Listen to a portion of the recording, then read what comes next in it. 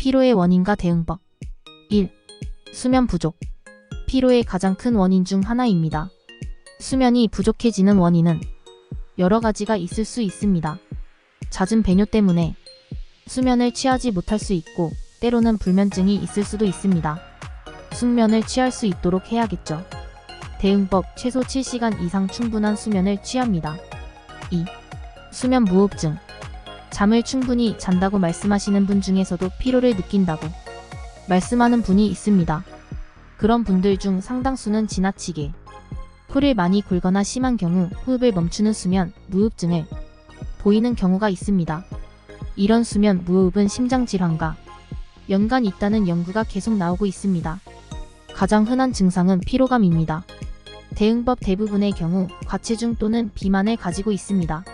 체중 감량과 금연, 지속 시 이비인후가 내원하세요. 3.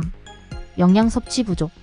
너무 적게 음식을 섭취하는 경우에도 피로할 수 있습니다. 과도한 다이어트가 원인이 되겠지요. 다이어트가 아니더라도 쉽게 끼니를 건너뛰는 분들도 해당됩니다. 대응법: 균형 잡힌 식사를 충분히 합니다. 4. 빈혈. 빈혈하면 어지러움증이 대표적인 증상이라고 생각하기 쉽습니다. 또 어지러움증이 있으면 빈혈이라고 오해하기도 쉽습니다. 여성의 피로감의 원인 중 상당수는 빈혈입니다. 빈혈은 혈액 속 혈색소가 부족한 상태를 말하는데요. 이런 빈혈 상태에서는 조직으로 산소 공급하는데 부족함이 생기고 이는 피로함으로 나타날 수 있습니다. 대응법: 빈혈으로 진단될 경우 원인을 교정하면 됩니다. 많은 수에 있어서 철결 피부로 인한 빈혈이기에 철분 보충이 중요합니다. 그렇다고 무턱대고 철분제를 드시기보다는 병원을 내원하셔서 진단받으시는 것이 좋습니다. 때로는 지속적인 출혈로 인한 철분 부족임에도 불구하고 철분약만 드시는 경우도 있기 때문입니다. 5. 우울증. 단순히 우울증을 감정상의 문제로 치부하기 쉽습니다. 하지만 우울증은 다양한 신체 증상을 동반하기도 합니다. 대표적인 증상으로 피로감이 있으며 그 외에 두통, 식욕 부진도 있을 수 있습니다. 피로감과 더불어 우울한 감정 상태가 몇 주간 지속될 경우엔 의사를 만나시는 것이 좋습니다. 대응법: 우울증은 치료 가능한 질병입니다. 정신과 전문의를 만나보세요. 6. 갑상선 기능 저하증.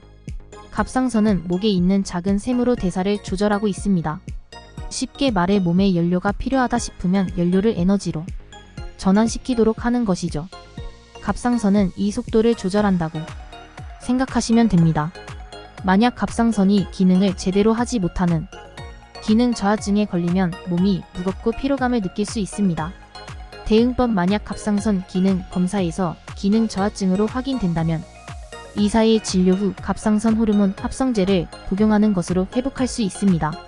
7. 스트레스.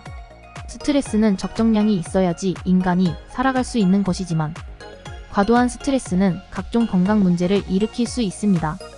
피로 또한 스트레스의 직접적인 결과입니다. 스트레스와 피로를 예방하기 위해서는 충분한 휴식이 필요합니다. 대응법: 스트레스가 불가피한 경우엔 휴식과 스트레스 해소를 위한 운동 등 적절한 대처가 필요합니다.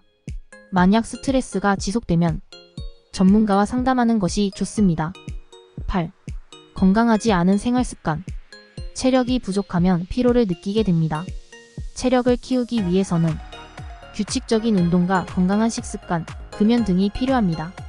또한 음주는 피로를 유발하는 대표적인 습관 중 하나입니다. 대응법: 건강한 생활 습관은 피로 예방에 매우 중요합니다.